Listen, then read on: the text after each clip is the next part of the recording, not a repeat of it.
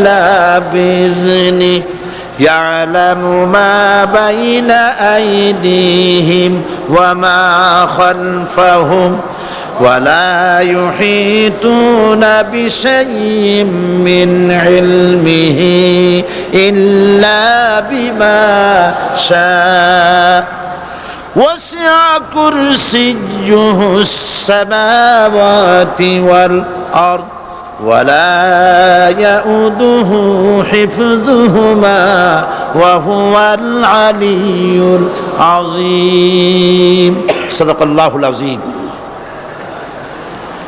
আয়াতুল কুরসি হচ্ছে কোরআন শরীফের সর্বশ্রেষ্ঠ আয়াত সুবহানাল্লাহ রাসূল বলেছেন আয়াতুল কুরসি হচ্ছে কোরআনে কারীমের সর্বশ্রেষ্ঠ আয়াত এবং আল্লাহ পাকের তাওহীদের ব্যাপারে সার্বভৌমত্বের ব্যাপারে এত বিস্তারিত অল্পের মধ্যে আর অন্য কোন আয়াতের মধ্যে ভাবে আসে নাই এই জন্য আয়াতুল কুরসির এত মর্যাদা কালকে আরো একটি হাদিস শোনাইছিলাম বোধহয় নিশ্চয়ই আপনাদের মনে আছে প্রত্যেক ফরজ নামাজের পরে আয়াতুল কুরসি যে একবার পড়বে তেলাওয়াত করবে কিয়ামতের দিন আল্লাহ পাক তার সম্পর্কে সিদ্ধান্ত নেবেন তাকে জান্নাত দিয়ে দিবেন সুবহানাল্লাহ কইতে ইচ্ছে করলো না আলহামদুলিল্লাহ বলবেন না তার অর্থ হলো এই আয়াতুল কুরসি যদি মানুষ পড়ে আর বোঝে আর ওই অনুযায়ী যদি আকীদা তৈরি হয় জীবন তৈরি হয় তার জীবন জান্নাতের জন্য তৈরি হয়ে যায় গতকাল আল্লাহ পাকের সার্বভৌমত্বের কথা আমরা আলোচনা করেছিলাম আলোচনা করব আল্লাহ পাকের পরিচয়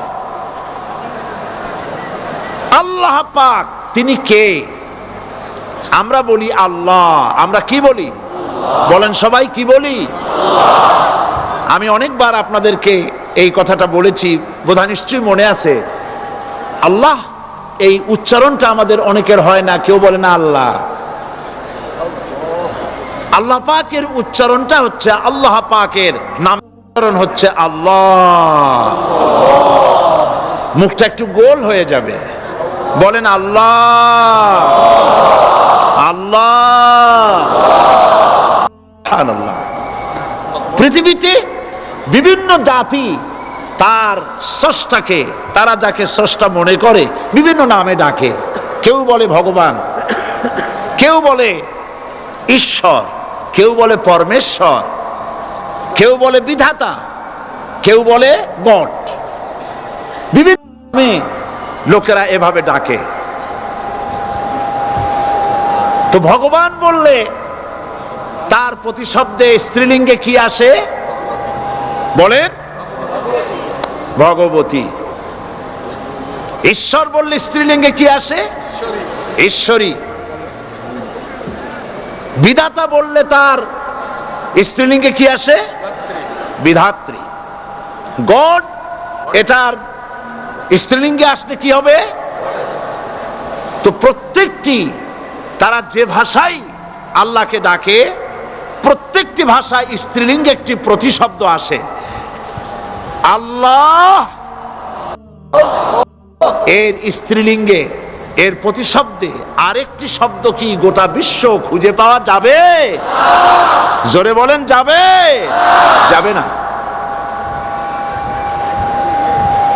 এবং অন্যান্য নামগুলি সন্ধি বিচ্ছেদ করলে অর্থই হবে না গড এটাকে যদি উল্টায়া বলা হয় তাহলে কি হয়ে যাবে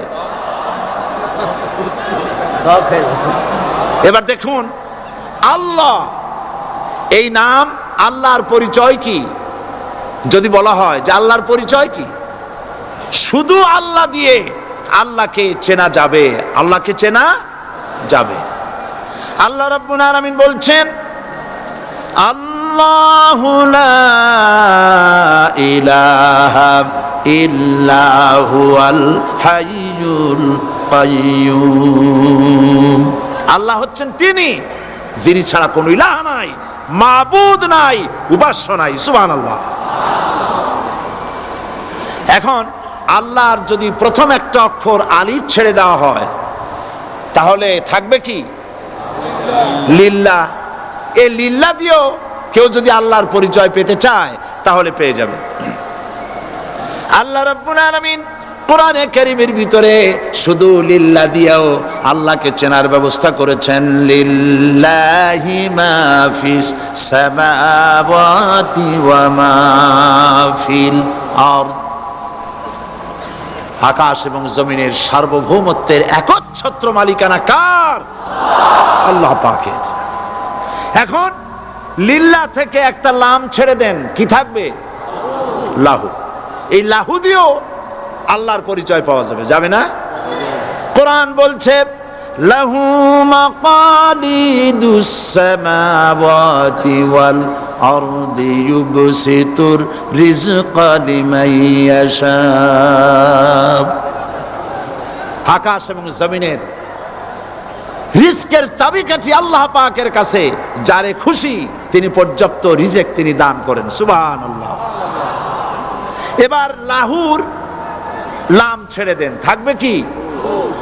একটা অক্ষর। এই একটি অক্ষর দিয়ে আল্লাহ পাকের চেনা যাবে।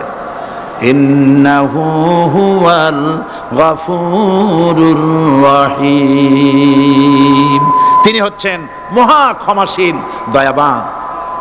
আল্লাহর পরিচয় আল্লাহকে দিয়েই জানা যায়। আল্লাহর পরিচয় হচ্ছে তিনি এই আকাশ সৃষ্টি করেছেন, এই জমিন সৃষ্টি করেছেন, মানব গোষ্ঠীকে সৃষ্টি করেছেন। আকাশের স্রষ্টাকে, জমিনের স্রষ্টাকে, মানুষের স্রষ্টাকে আল্লাহ পাক। দেখুন, আল্লাহ পাক আকাশের স্রষ্টা, জমিনের স্রষ্টা, মানুষের স্রষ্টা, এই কথাকে ভুলিয়ে দেওয়ার জন্যে, এই কথাটিকে ভুলিয়ে দেওয়ার জন্য আল্লাহকে অস্বীকার করছে এক শ্রেণীর লোকেরা। তারা বলছে দেয়ার ইজ নো গড, স্রষ্টা বলতে কেউ নাই, আনসিন ইজ নাথিং। আল্লাহ পাক কোরআনকে বোঝার জন্য, আল্লাহকে চেনার জন্য ব্যবস্থা করেছেন। ওরা বলছে কি আনসিন ইজ নাথিং, যা দেখা যায় না সেটা কিছুই না, সেটা বিশ্বাস করি না। তো আল্লাহর যখন রং নাই, গন্ধ নাই, তাকে বিশ্বাস করি কেমনে? বলে নাউজুবিল্লাহি মিন যালিক। আরে ভাই, তোমরা তো এমন বহু জিনিস আছে যা না দেখে বিশ্বাস করো। আপনারা কি বাতাস দেখেছেন? বিশ্বাস করেন কিনা? বিশ্বাস করেন কিনা? আপনারা কি ইথার দেখেছেন? বিশ্বাস করেন কিনা? ফুলের গন্ধ দেখেছেন কিন্তু বিশ্বাস করেন কিনা? মাধ্যাকর্ষণ শক্তি, ল অফ গ্র্যাভিটেশন আপনারা চোখে দেখেছেন? বিশ্বাস করেন কিনা? অনেক জিনিস এমন আছে যা আমরা চোখে দেখি না কিন্তু বিশ্বাস করি। হযরত ইমাম আবু হানিফা রাহমাতুল্লাহ আলাইহির সাথে এক নাস্তিকের বহাস হবে। স্থান এবং তারিখ নির্ধারণ করা হলো। ইমাম সাহেব দেরি করে আসলেন। নাস্তিক বলছে, আমি আপনার সঙ্গে কোনো বিতর্কে যেতে চাই না, কারণ আপনি ওয়াদা রক্ষা করতে পারেন নাই, নির্ধারিত সময়ের অন্তত 3 ঘন্টা পরে এসেছেন। তিনি বললেন, আমি কেন দেরি করলাম সেটা তো তুমি জিজ্ঞেস করবে। আচ্ছা বলেন কেন দেরি করেছেন? তিনি বললেন, দেখো, এই জায়গায় আসার পথে একটা নদী বেঁধেছিল, তা কি করে? আমার কাছে পারাপারের কোনো বন্দোবস্ত ছিল না। এক পর্যায়ে হতাশ হয়ে গেলাম, আমার বোধহয় যাওয়াই হবে না। শেষ পর্যন্ত আমি দেখতে পেলাম হঠাৎ করে আমার পাশে একটা ফলের বীজ পড়লো, তা দিয়ে একটা গাছ অঙ্কুরিত হলো। দেখ কিনা তা গাছটা একটা ময়ূর হয়ে পরিণত হয়ে গেল। কই থেকে একটা করাতে সে গাছটা কেটে ফেলে দিল। ফটাফট কতগুলি তক্তা বেরিয়ে আসলো। কোথার থেকে একটা হাতুড়ি আর কতগুলি লোহা এসে ঠাস ঠাস করে বাড়ি লেগে একটা কিস্তি তৈরি হয়ে গেল। কিস্তিটার ধাপায় পড়লো নদীতে, আমি লাফ দিয়ে উঠলাম, তাই পার হয়ে আসতে যা দেরি হলো। নাস্তিক বলছে, আপনার সাথে আমি জানছিলাম যে আপনি অত্যন্ত বুদ্ধিমান মানুষ, কিন্তু যে ঘটনা শুনাইলেন আপনার স্ক্রু একটাও টাইট আছে বলে মনে হয় না, আপনার সাথে আর কোনো বহস নয়। তিনি বললেন, কেন? কয় বহস না, আপনি বলছেন যে এইরকম একটা গাছ চারা হয়ে গেল, সাথে সাথে বিনা মিস্ত্রিতে গাছটা কাটলো, তারপরে এটা দিয়ে তক্তা হইলো, লোহা আসলো, হাতুড়ি হইলো, বিনা মিস্ত্রিতে কিস্তি তৈরি হয়ে গেল, নৌকা এটা পড়লো নদীতে, আর বিনা মাঝিতে আপনি পার হয়ে আসলেন। এটা কি আদৌ সম্ভব? ইমাম আবু হানিফা রহমতুল্লাহ আলাইহি বলছেন, তোমার সাথে আমি কোনো কিতাব দিয়ে ঝগড়া করব না, কোনো কিতাব দিয়ে আমি তোমার সাথে বহস করব না। এই একটি দৃষ্টান্ত তোমার জন্য যথেষ্ট। একটা মিস্ত্রি ছাড়া যদি একটা কিস্তি তৈরি না হতে পারে, একটা গাছ কেটে তক্তা যদি না হতে পারে, এই বিশাল আকাশ, এই বিশাল জমিন, আর তোমার মতো এরকম একটা সুন্দর মানুষ বিনা মিস্ত্রিতে, বিনা স্রষ্টায় তৈরি হলো কেমনে? এক কথায় নাস্তিক বলছে আমার জীবনের ভুল ধরা পড়ল। নাস্তিক বলছে জীবনের ভুল ধরা পড়েছে, আমি মুসলমান হয়ে গেলাম। লা ইলাহা ইল্লাল্লাহু মুহাম্মাদুর রাসূলুল্লাহ। জোরে পড়েন লা ইলাহা লা ইলাহা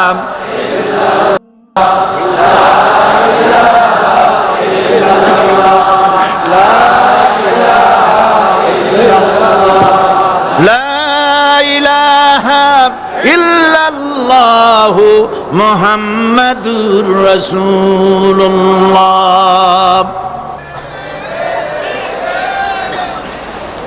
আল্লাহ পাক বলছেন, আমি আদম, আমি দাউদ এবং সুলাইমানকে জ্ঞান দান করেছি, ইব্রাহিমকে জ্ঞান দান করেছি। কোরআন শরীফের বহু জায়গায় শুধু জ্ঞানের কথাই বলা হয়েছে। সুবহানাল্লাহ।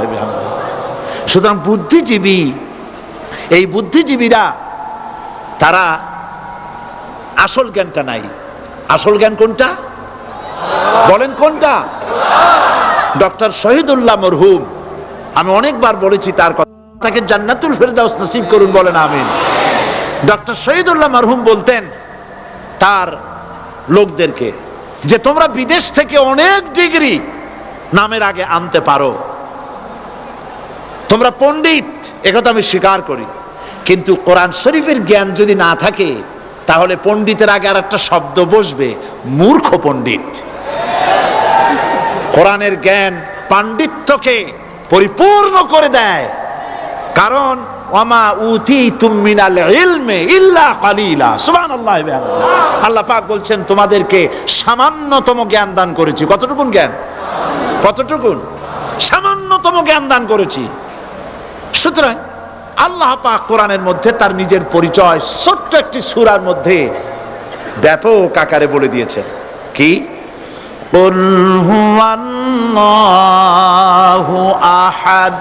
সবাই পড়েন আমার সাথে, কুল হুয়াল্লাহু আহাদ আল্লাহুস সামাদ লাম ইয়ালিদ ওয়া লাম ইউলাদ ওয়ালাম ইয়াকুল লাহু কুফুয়ান আহাদ। আল্লাহ পাক বলেন আল্লাহ এক এবং একক, তিনি কারো মুখাপেক্ষী নন, তিনি কাউকে জন্ম দেন নাই, তাকেও কেউ জন্ম দেয়নি। আকাশ আর জমিনে আল্লাহর সমকক্ষ কেউ নাই। সুবহানাল্লাহ। তাকে কেউ জন্ম দেয়নি, তিনিও কাউকে জন্ম দেননি। তিনি এক, তিনি ছিলেন, তিনি আছেন, তিনি থাকবেন, তার শুরুও নাই, তার শেষও নাই। সুবহানাল্লাহ। এই আল্লাহ রাব্বুল আলামিন তার পরিচয় আয়াতুল কুরসি সার্বভৌমত্বের পরিচয় দিয়েছে, আল্লাহর পরিচয় দিয়েছে। আল্লাহ তিনি খালিক। মানব সৃষ্টির এবং পৃথিবীর সৃষ্টির ইতিহাস ঘাটলে মানুষের যদি কিসমত ভালো থাকে তাহলে আল্লাহর সান্নিধ্য, আল্লাহর অস্তিত্ব সম্পর্কে জ্ঞান তাকে আল্লাহ পাক দান করে দেন। সুবহানাল্লাহ।